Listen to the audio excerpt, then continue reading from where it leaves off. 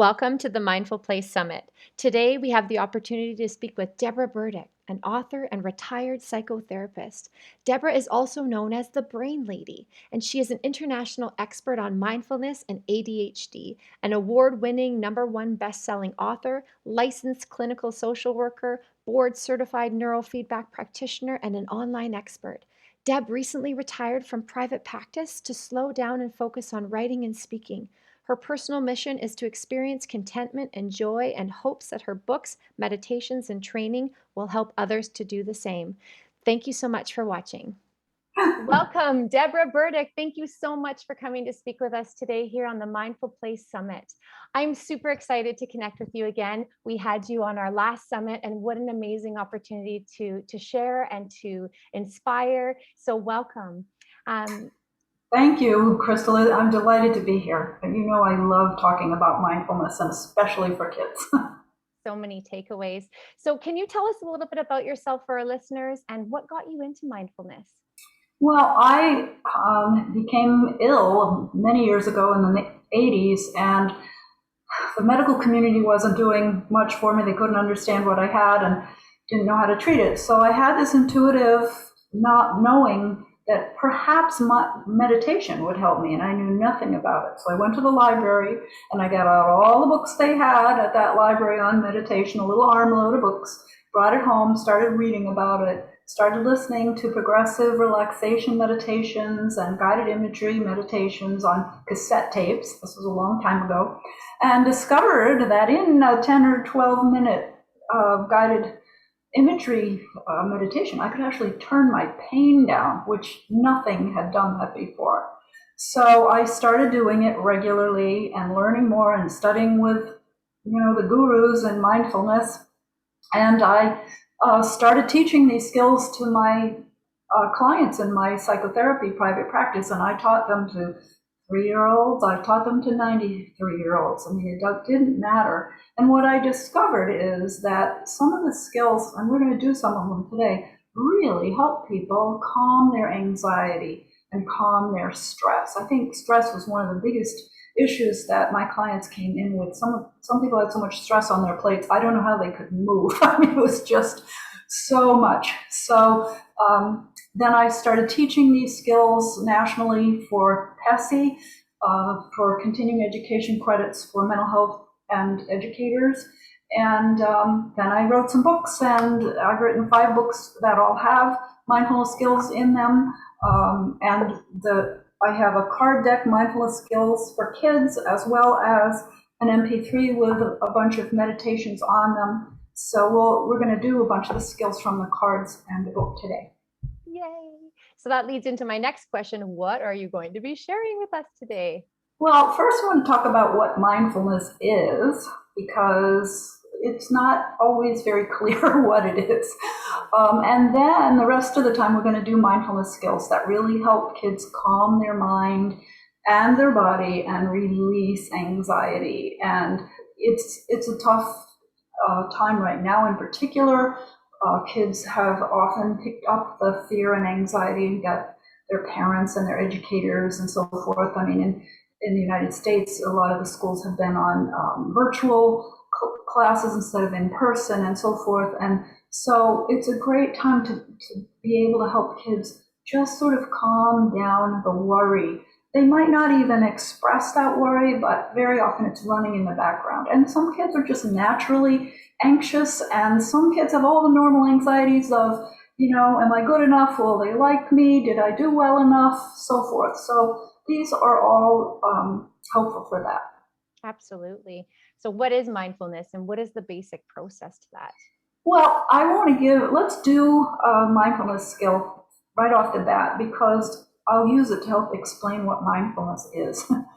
I call it mindfulness of surroundings. So just take a moment and center yourself, get yourself comfortable, and then just look in front of you and see what you see there. What is in your surroundings? In mine, I see my computer, and I see a wall, I see a light, I see a TV over here. Look at the perimeter of the wall, all the way around the edges.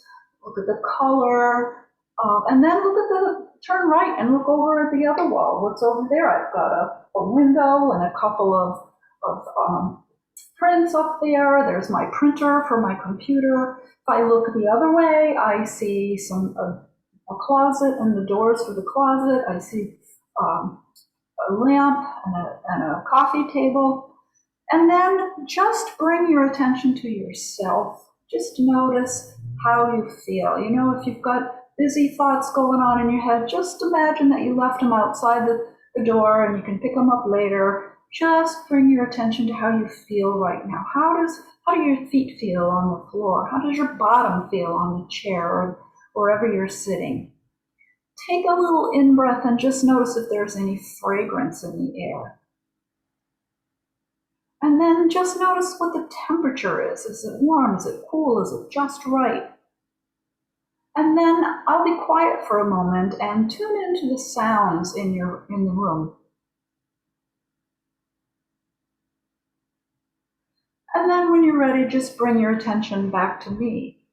Now, we're going to talk about what happens when you do that mindfulness of surroundings. I've taught that to thousands of people all over the country and the world, and most people raise their hand and say they felt calmer after they did that. It just turned down their stress response a little bit. It stopped them from focusing on all the worries and what's going on, and very importantly, it got them to be present in this moment. So I like John Kabat-Zinn's definition of mindfulness. He's considered the grandfather of modern mindfulness and bringing it more to the mainstream medical community in Massachusetts. But he said that mindfulness is paying attention to something. All right, we paid attention to our surroundings, right? We paid attention in a particular way. We did it by looking, we did it by sensing the temperature, we listened, we smelled it on purpose. We did it on purpose, as I directed you to do it, in the present moment, non-judgmentally. And non-judgmentally is important. We weren't saying, oh, man, I don't like that color on that wall, maybe I should get a different print, whatever. We just observed what was there. And I'm going to talk a little bit more about this skill in a minute, but mindfulness is really training attention. It involves setting your intention to pay attention to something in particular. So you could pay attention to your breath, to an object. I mean, anything you want that you have, maybe a glass of water. Paying attention to how your body feels, the thoughts in your mind, the feelings that are going through you.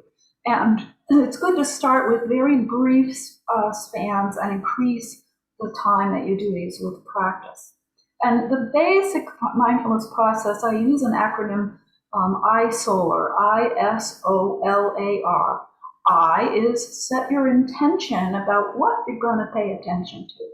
We paid attention to our surroundings and all aspects of the surroundings. But maybe you need to pay attention to the teacher right now, or maybe you need to pay attention to finishing your dinner, or maybe pay attention to getting your homework done, or what is it that you need to pay attention to? Maybe just to your breath. And then the X is to stop and notice what you're paying attention to. Because chances are, if you're human and normal with 60,000 thoughts a day, your mind has wandered a little bit from what you set the intention to pay attention to. And don't beat yourself up if that happens. It's normal, okay? But the process is, once you have stopped and observed what you're thinking about, then if it's not what you have set your intention to pay attention to, it's not what you were, wanting to pay attention to, so let go any of the distracting thoughts.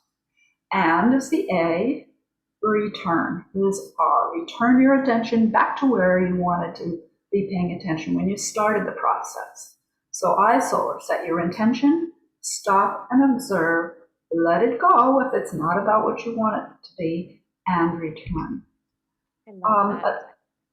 A nice way to kind of explain it, I used to do this with kids with a little bowl of water and put some baking soda in it and stir it up and it gets all cloudy, and then if you sit quietly and just breathe, all that baking soda settles to the bottom and the water becomes clear. And that's essentially what mindfulness does. It makes us feel more peaceful and clear. And the thoughts don't go away. They're not gone necessarily, but they're not in the way anymore. And I Absolutely. had a little 7-year-old client who said, Miss Deb, that's great, but why don't you make a glitter bottle?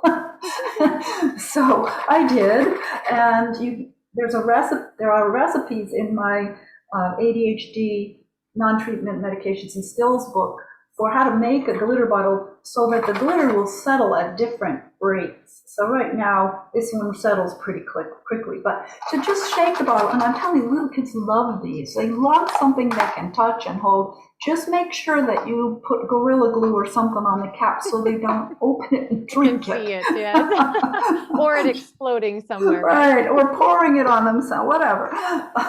But to just tell them, okay, let's just shake this up. This is all your worry. This is your stress. Oh my gosh. And then to say, all right, now just breathe out gently. And as you do, all the glitter settles to the bottom of the bottle. And just notice how you feel after you have done this. And typically, they will feel calmer. Okay. Absolutely. And what have we done? We have taken them away from thinking about what they might be worried about. We've asked them to focus on something in particular on purpose. And that's a very tangible thing. Kids love to do that. Absolutely. I did it with 3-year-olds, and they, I used the little water bottles, and my intention was to give one to each child on the way out, and boy, they wanted those bottles. They were not leaving without one. So. Just reflecting on what you're sharing, and it also supports the educator. For myself to see and to breathe with the children and allow those sprinkles and sparkles to settle and take that moment as an educator too, to just be such a beautiful share. I absolutely love that. And another thing, when you're speaking about mindfulness, a lot of the perception that I'm seeing out in the field with educators and parents is it's an extra thing, but you explain it so beautifully that it's just a part of being, and to have that deepened awareness wherever you are, to just take a moment and focus in on our thoughts, or focus in on that moment of deepening the awareness of just looking around. And it's that intention. So I absolutely love your iSolar and acronym to connect with that, and it keeps it simple for myself and even for those that I'm supporting to say, hey, check this out, because your resources and your cards and all of those things have been just definitely a great asset for supporting an easy way to explain things and to just be with it. So I just wanted to share Thank that you. connection. And you brought up a good point too, is that I always teach this in my workshops, that we need to be doing these skills too. Yeah. Whether we have clients or students or our kids, the more we can do them, the better we're going to be more present for our kids and our students, and we're going to be able to be calmer ourselves. Parenting is the toughest job in the world, most rewarding, but it's not easy sometimes. So being able to do them with your kids. I had a little boy that his mother was sitting in the session when I taught him the relaxation breath, which we'll do in a few minutes, and it was a godsend that she was there, so she knew how to help him, because he had been, when I asked him if he knew how to breathe, did anybody ever tell him how to do to breathe and relax? He said, oh yeah. And when I asked him how he did it, he went I said, okay, well. Oh, that's very nice. I said, would it be okay with you if I said, does it work? He said, no. I said, well, would it be okay with you if I taught you another kind of breathing? But it took a couple of weeks to kind of reprogram that for him. And his mother being there was very helpful. Absolutely. So, you talk about the mindfulness skills and supporting with anxiety, and supporting also with the stressed, especially with the world that we're in right now. Is there one skill that you want to kind of tap into that would support, that we could kind of take with us on that piece? The first mindfulness skill I like to teach is dependent on the child and the situation. If they're really stressed and anxious, I try to understand why they are, but I might teach them that mindfulness of surroundings skill that we just did. Beautiful. because first off, it's going to hopefully distract them from their worry and their stress to just notice what's around them and to just start them to think about something instead of what they're worried about. And also because it tends to be very calming and it gets them present. You know, worry is typically about the future, things that haven't happened yet. And so we want to get people present. And oftentimes depression is about the past and anxiety, you know, with trauma, when kids have been have experienced trauma, we want to get them present so that, because the present hopefully and typically is safe. On the cards, I want to just give you some examples from my card deck. This is a look and see skill for kids to do. And it's basically what we did, only just sort of a shorthand version. Look around the room, right? Look at the ceiling, look at each wall, look at the floor, and name 3 things that you see so that they can start to get tuned into their present and their surroundings. And another kind of fun game is to ask them to spend a minute thinking about one of the rooms in their house, maybe the kitchen or what room they're most familiar with, the classroom even, and ask them to draw a picture of it. And then do the mindfulness of surroundings exercise with them and ask them to draw it again. And you're going to see a big difference in what they noticed, what's in there. So we can play, we can have fun with these while we're teaching kids how to do these skills. I love that. Now you talked a little bit about breath, right? And the importance on breath. So how can this help children with the calminess and the anxiety and stress? Well, let me just say first that actually I looked at the research. You know, when I'm writing my books, this has to be evidence-based. I'm not making this stuff up. It really works. And they found that kids as young as 4 benefit in, you know, a whole page of different ways that they benefit, but that they definitely benefit. Their anxiety is calmed and their stress response is turned down by doing mindfulness. So breathing, that's the age-old focus of meditation, you know, forever and ever. And how come? First, it's pretty easy, it's free, it's readily available. Hopefully we all breathe. And when we breathe in, we activate the sympathetic nervous system, which turns up our heart rate and our stress response, our fight or flight response. But when we breathe out, we activate the parasympathetic nervous system, which is calming. That's our rest and digest system. So breathing focuses their attention. You know, when we're asking kids to focus on their breath, we're helping them focus their attention on their breath instead of the things that they're worrying about. And it really helps them to rewire their brain. Now, all right, I'm not going to tell a 3 or 4-year-old to inhale and exhale. They'll probably look at me and ask me what I'm talking about because they might not know. And also, young kids don't necessarily they're not necessarily tuned in enough to know how to breathe in and breathe out. So we need to come up with some ways to make it fun so they start to get the idea. So the first one to teaching them to breathe in slowly is, here's the card, stop and smell the flowers is the name of the skill. But to have them either do it or imagine that they are smelling the flowers. How do they do it? They breathe in through their nose. They don't breathe in through their mouth. They won't smell it, right? Or breathing, maybe they are smelling popcorn or oranges or anything cotton candy, anything that has a fragrance. And then to blow it out, the classic one is to actually have them blow bubbles, right? Blow a huge bubble, right? Now, they can blow a bubble and see how big they can make it. They could blow on a pinwheel that spins every time they blow out. As simple as blowing on a Kleenex, all right? Ask them to make the Kleenex dance. All right, they're breathing out.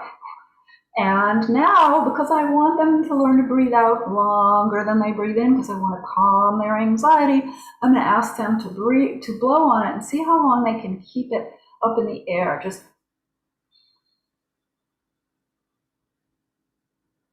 okay, and just play with that, and maybe even time them, see if they can gain a second, whatever. Just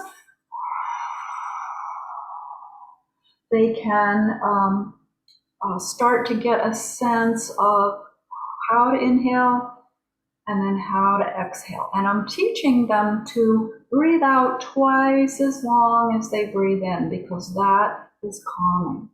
And another great way is to take a little stuffed animal and have them lie on their back and put this on their tummy and ask them to breathe in and breathe out and make their belly go up and down and rock the animal. So I have a little card that says rockabye belly. So it just teaches how to do that. And that can be very calming for kids to just um, where was this when I was young?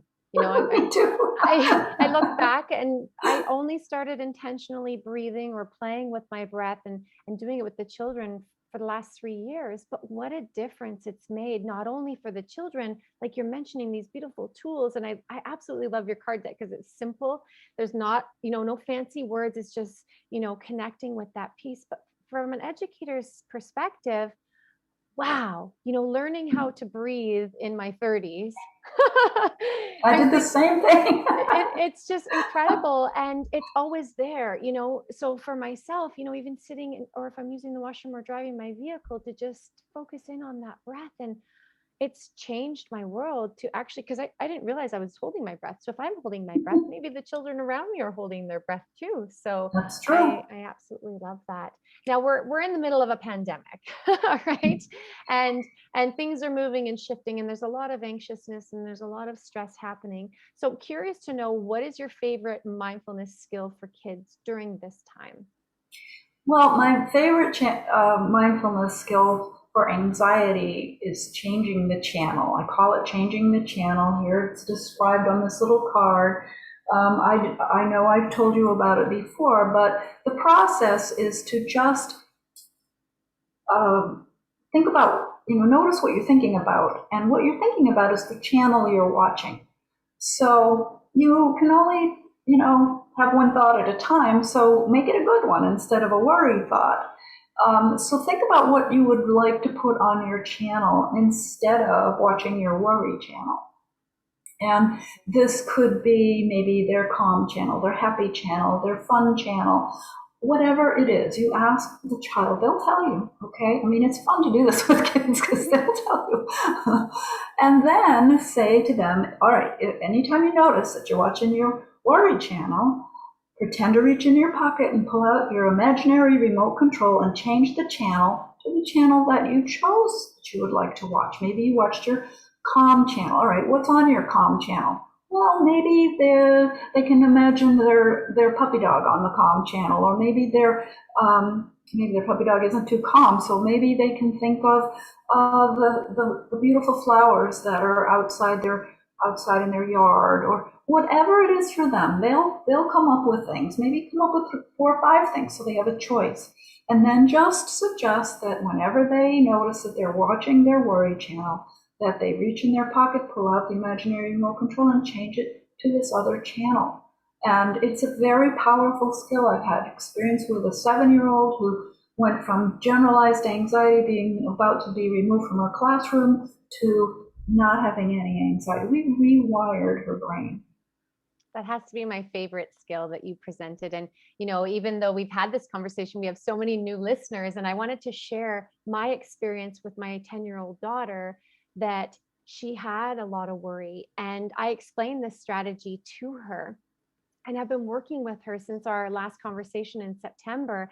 And the change is absolutely different. She Yeah. recognizes she has a choice, right? It's that choice piece to, like you say, you're recognizing that there's the worry there and you can flip your channel. And she then changes her thoughts to whatever she wants to think about instead. So that piece of advice really has shaped my experience with my own child, and I wanted to share gratitude with that, because Thank you. each conversation we have, I kind of take a little nugget and say, okay, let's implement that, and how does that work, and to see the results, it's absolutely beautiful. So And it, for and it listeners, try it for sure, for even for yourself, right? and it gives kids some control. Yes. Right. I mean, as a kid, I didn't think I had control over anything. I don't know about you, but we do have control how we respond to things and what we think about and how we feel. And these mindfulness skills start to help us tune into how we are feeling, what we are thinking about, which, as an observer for the first time, many, many times. I mean, I've taught these skills to people in their 80s who just got it for the first time, right? They just never came across this kind of thing.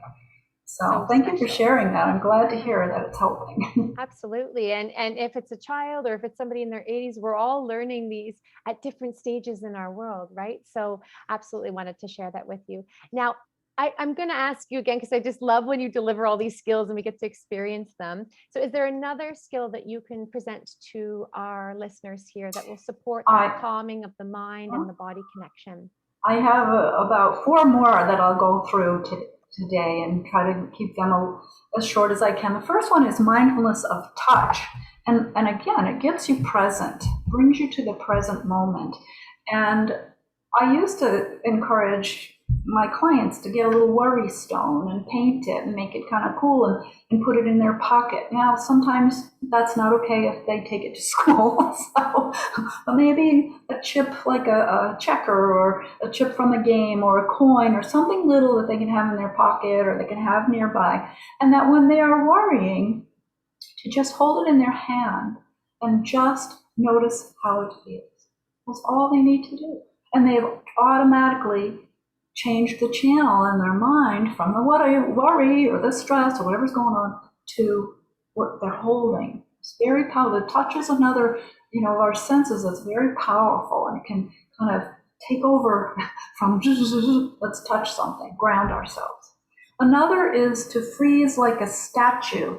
I have this little card, freeze like a statue. There's a little guy freezing like a statue, but I developed that skill when I was doing neurofeedback, and I was placing little sensors on little kids' heads so that their brainwaves could go to a computer, and guess what? Most of them wiggled and they knocked them off and so forth. And I discovered that if I said to them, imagine that I'm sprinkling you with freeze dust, and I want you to freeze and pretend you're a statue.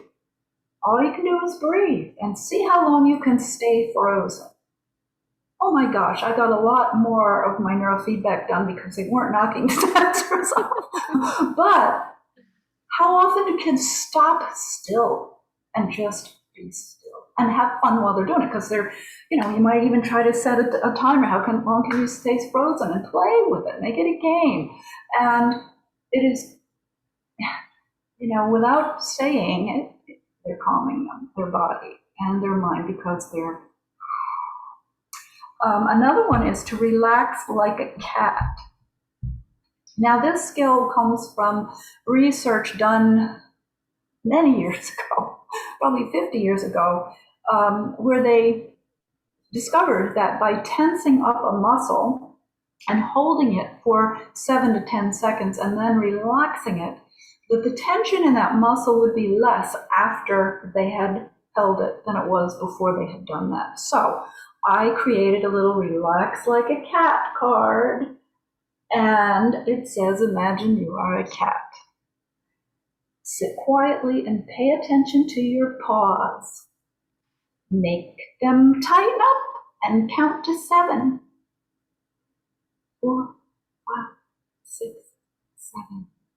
And then relax your paws. Now tighten up your forelegs. Hold for 7 seconds. And relax your legs. Now tighten your belly and your back and hold for 7 seconds. And relax. Now tighten up your face and your whiskers.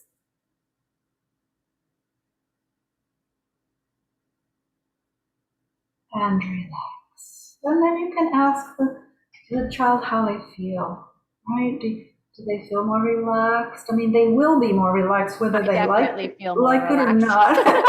I love to play along. I'll scrunch my whiskers for you. And I think that hopefully the listeners for this video are doing them with me, because that's how you learn. And then you discover, wow, that really helped me. Or, not every skill is going to work for everyone.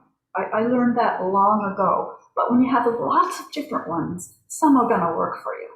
And you just need to find out which ones those are. I love how you reference the touch point, because a lot of the times I notice, even with my own children, they fidget, right? They fidget with things, and maybe the teacher will get upset because they're fidgeting, but that's the way that they're processing, and that they're working through those emotions and the thoughts and the anxiety. So those little fidget spinners, right? Those things went absolutely crazy, or the fidget cubes or whatever. But I love how you bring it back to that awareness of touch. And it could just be as simply as a chess piece or something, because I've now I always connect the dots where it's like, oh, interesting. So that's why it's supporting. That's why she or he is doing what he's doing, because it calms that sympathetic system, right? Where, okay, interesting. So I just wanted to share that as it's moving through my mind, because a lot of the times we're observing children, or educators or parents or teachers say, okay, well, stop daydreaming or stop fidgeting, but that's their way of their regulation to calm what's happening inside of them. So I wanted to share that reflection piece, because I feel that there's a lot of judgment, or there's a lot of, we need to be acting a certain way when we're sitting in our classroom. And a lot of the times that's not fostering what's truly going on inside with that child. So that And, and I've worked with kids with attention deficit hyperactivity disorder, and they're always getting yelled at to sit still, quit fidgeting, but quit moving, blah, blah, blah. And I'll have a parent in the office with me, and the child there, and the child's moving, and the parent's yelling at him, and I'm going, you know what? I bet you that they're going to be able to remember everything we talked about because they're moving. Yes. It activates the prefrontal cortex, which is actually that part of the brain is going too slow in attention deficit disorder. So it's helping them pay attention, and kids are designed to move.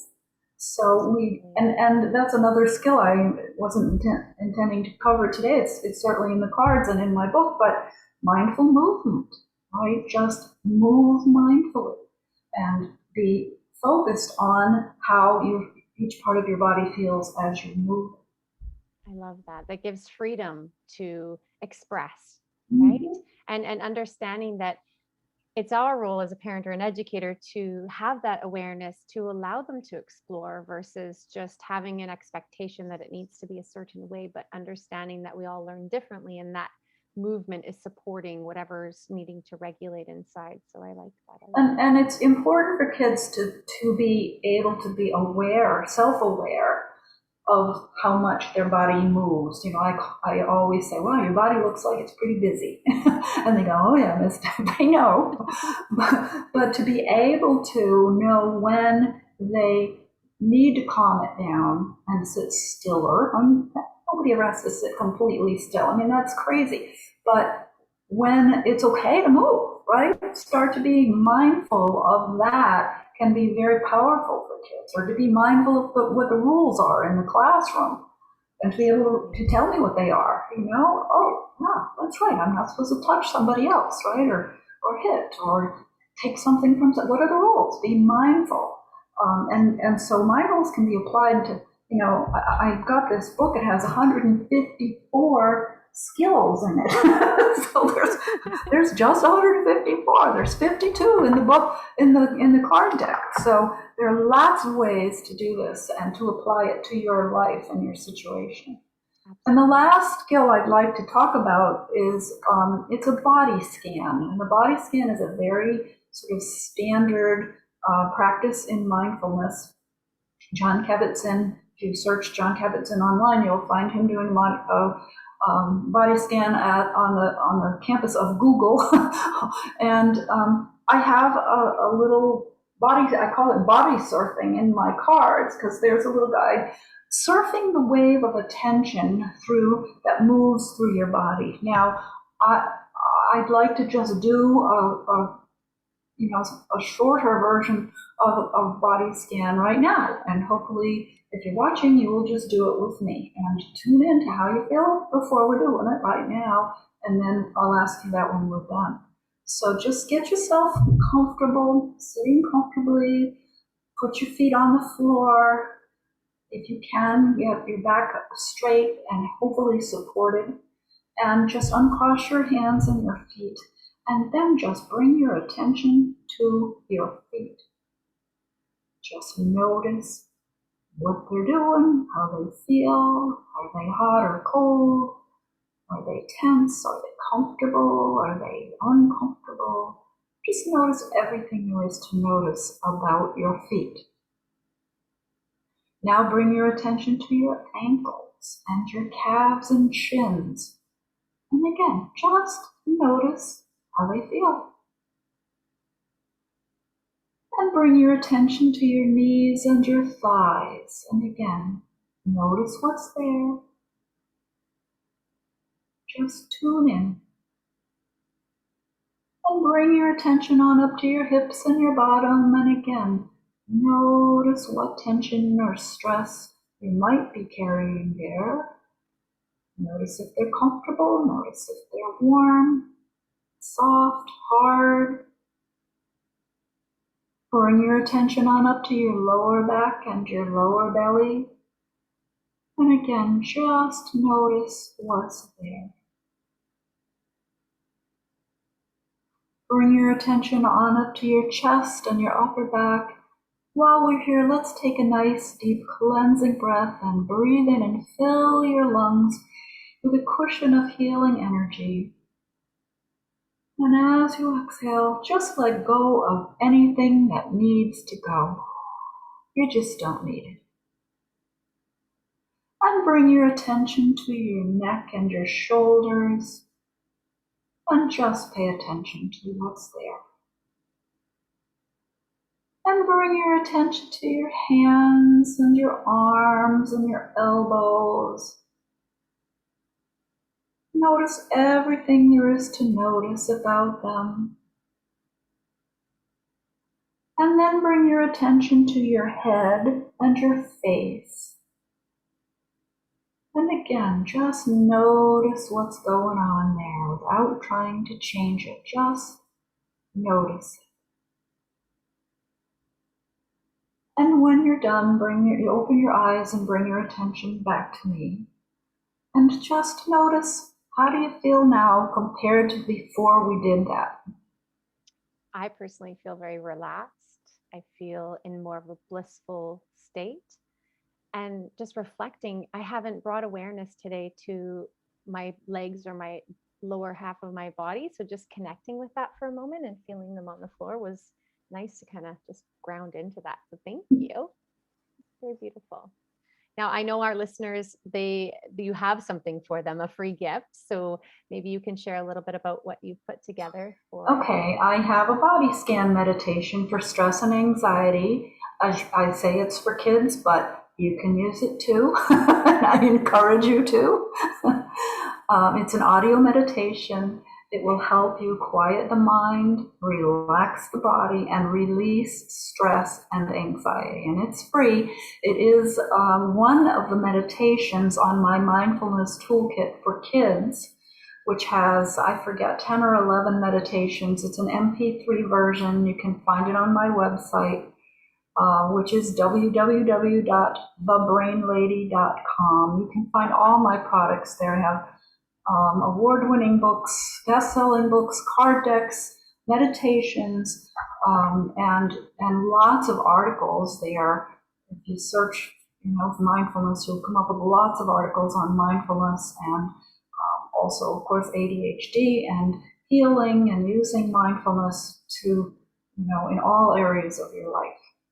So beautiful. Thank you so much. Yes, your resources are absolutely amazing. So again, we'll post the link for this all in your speaker page so our listeners can easily find you. And I just want to share so much gratitude for you coming on. And, before we leave today, is there any last comment or anything you want to leave our listeners here today with? Well, there's two things. One is just start being mindful of being mindful in your life, being mindful of what you're looking at, what you're eating. How are you paying attention to your child when they're telling you all about something? Are you on your phone? Or are you paying attention to them, being mindful of them in the moment, being mindful of you and your self-care and how to take care of yourself?